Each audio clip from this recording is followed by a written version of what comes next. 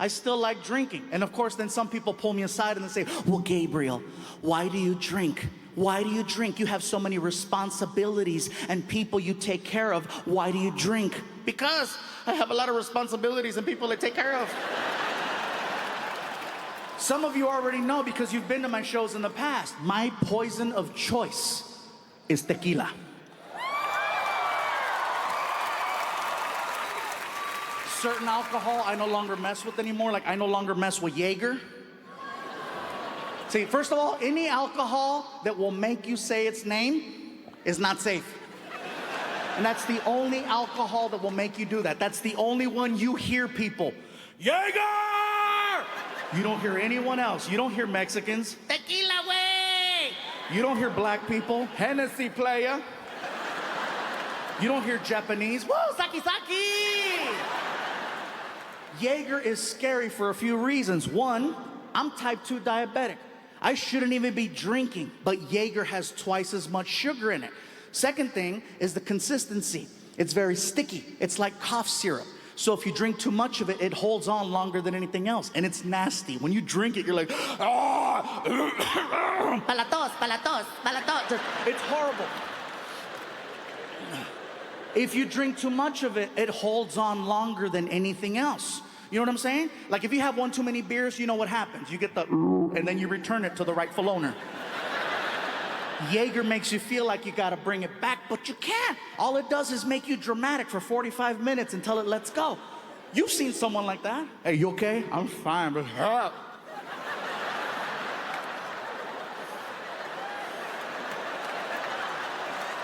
they can't throw up. All they're doing is 6-minute abs.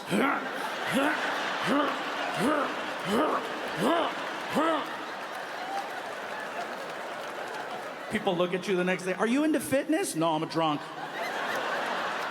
Yeah. Jäger is scary. Another alcohol I refuse to mess with anymore is wine.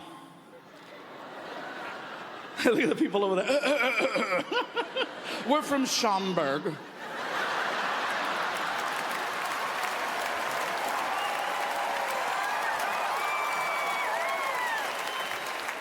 For those of you that don't know, Schaumburg is the kind of the Beverly Hills of the area, so I'm sure you figured that one out by now. My issue with wine is very simple. I don't like the fact that wine is socially accepted. And what I mean by that is that if you see someone with a bottle of wine, if you see a guy crossing the street with a bottle of wine, immediately he's judged, but in a positive way. Because wine is always associated with something high class, something positive, something progressive, an anniversary, a celebration, a promotion. So you try to figure it out. Hey, what do you think is going on over there? Graduation? Promotion?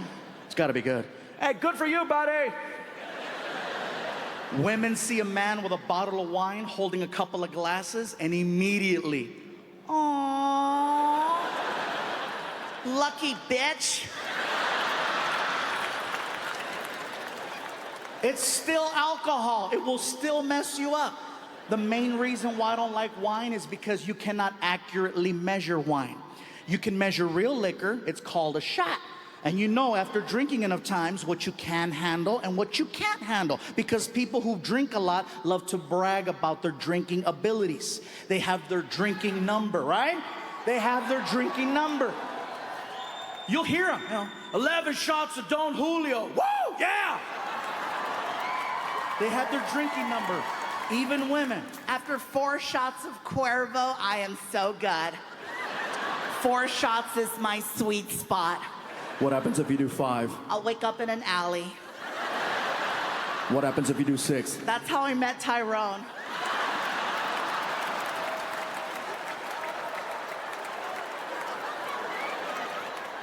See, with wine, you cannot accurately measure how much you're drinking unless you're basing it on the bottle. And if you're basing it on the bottle, then that's a whole different issue. With wine, the glasses are always different sizes. Sometimes they're big glasses, sometimes they're small glasses, and a lot of times you need to rely on someone to pour it for you. Sometimes they know what they're doing, sometimes they don't. Sometimes they fill it up too high, which is not the proper amount. Sometimes they get it just right, which is a little bit less than half of the glass. Sometimes you get that greedy bastard from Olive Garden. You know what I'm talking about? Where you get that little sample and then you have to hold it up in direct sunlight and do this. And then you drink it and you're like, that's pretty good. I got a coupon for that. Here you go. And you never see wine drinkers drinking with real drinkers in dive bars. You might see them at a social gathering like this one or some corporate function, but never at a little hole in the wall. You'll never see Jäger! Tequila way! And in the middle, Mellow, I say. Oh, this is a fantastic establishment. I truly enjoy the decor here. This is amazing. This is brilliant, I tell you. Who cuts your grass? It's fantastic. I'm sorry, that voice always makes me laugh. I like it. It makes me smile. You know, when we're here in America. Whenever I travel and I perform in England, that voice takes on a different meaning. Now, I heard a woo. Do we have people in the house from the UK? All right, let me tell the rest of the people about you. I love it whenever people from the UK come here to the United States, because when we hear you speak, you sound incredible, you sound amazing, you sound educated, you sound inspirational. That accent is so proper. It is so proper. It doesn't matter what you're talking about. We're drawn to whatever it is. You could be talking about trash. It sounds amazing. Who could leave all this rubbish here? This is such a travesty. This is all this destruction here all over the sidewalk. Someone must tend to this at once. This is ridiculous. People are listening in. I don't know what happened over there, but the shit hit the fan. That guy from England is pissed. I don't know. What the hell is rubbish? See, it's very different. Now, when one of us goes over there, man, it's very, very different, because, see, we don't sound the same as them. As a matter of fact, as Americans, we have a certain way with the English language. Do you understand how we sound to them? I mean, seriously, do you know how they look at us when they hear us speak? We sound like this to them. I'll tell you right now, the other day I was hanging out with Phil, right? That some bitch come over to the house. We had ourselves a good old time. It was just me and Phil. And by the way, if you sound like that here tonight, I'm just kidding. There's just jokes. Don't feel like just, you know. I'm gonna wait for his ass outside. I'll see how funny he is when he gets to the parking lot. Fluffing my ass.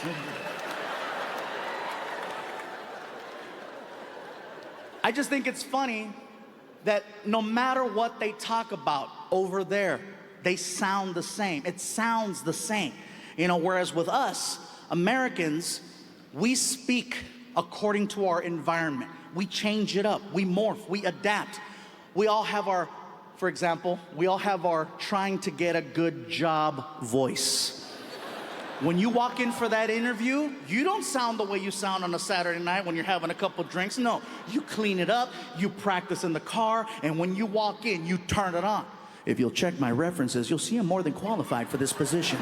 Please feel free to call Frank Torres. Frank will tell you the amazing job I did for him 2.5 weeks ago. Listen, I'm ready to work 7 days a week, 365 days a year. No job is too big, no task is too small. You can count on me. I'm the right person for the job. Please keep me in mind. Thank you so much for your time. And then you get to the parking lot, and you're like, whew. Hijo de la chingada, ojalá que me dé trabajo porque no, está cabrón, güey, man. No, I need a job, man. I need a job.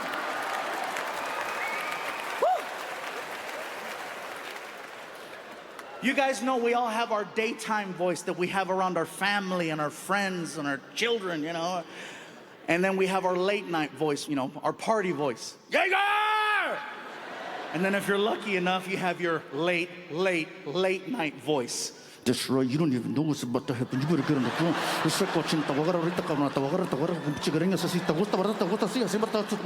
Look at some of you are looking at me like, Oh my God, Fluffy's a freak. I'm just giving you an example. All the kids are like, Oh, this is different. sorry, because I see those kids and they're just like, oh. Dad's like, pinchy Fluffy. No. Stupid, bad Fluffy. But see, now over there, they sound the same no matter what they're doing when they apply for a job. If you'll check my references, you will see I'm more than qualified for this position. When they party. If you'll pour me the wine, I will drink it. It is brilliant, I tell you. When they're making love. I'm going to part your legs like the Red Sea. Oh, I'm going to defile you in such an amazing fashion. You will rue the day you came across me at that local pub. I'm going to lower my drawbridge and introduce you to the Queen, yes I shall. And when you arrive at that magical moment, I want you to scream victory. Victory! My job is done here.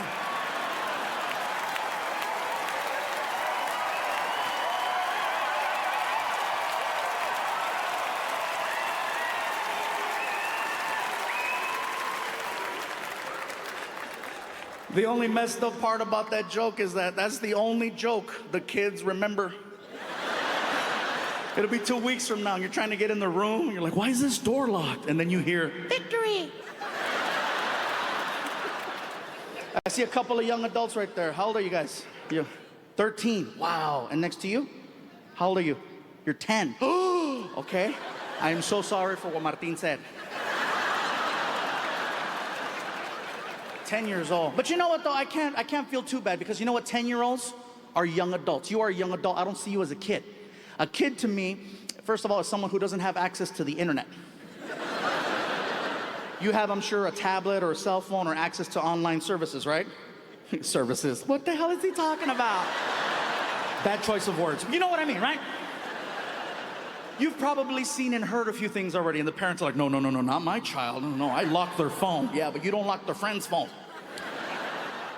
I feel bad whenever I say something that's kind of like risque, whenever parents bring like a 4-year-old, 5-year-old, 6-year-old, and yes, it happens.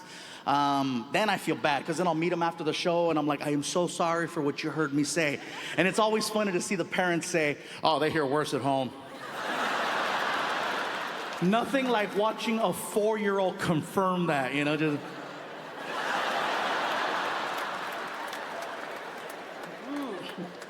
Like, for example, my son, he's 18 years old, but he still doesn't cuss at home, okay? Now, whatever he does in public, I have no control over, but at home, he knows he cannot cuss. One time in like 13 years, I caught my son cussing at home, and I couldn't even get mad. He had fallen down the stairs. I don't mean to laugh, but think about it. What am I gonna do to him that's worse than what he just did to himself? I heard it too. Just, ah! Son of a bitch! I ran over. I didn't even check his safety. I was like, what did you say? You earned that one. I said, if you want to say the F word, next time let me push you. That's when I knew he fell hard. Really? No, get up here, come on. Well, cool, welcome you guys. I hope you have a good time. I know you're getting nervous, Dad. You see me talking to you, you're like, what's he telling my son? No, nothing. Nothing, being cool, but thank you for trusting me to bring your kids to the show. Or your young adults, sorry. Thank you for trusting me to bring your young adults to the show. And by the way, I know I keep pointing at people in the front right here. If you're here tonight with someone you have no business being here with, and you see a camera coming by, just be like, hey, Victory! They're very respectful. They'll go to the next person. Don't even worry about that.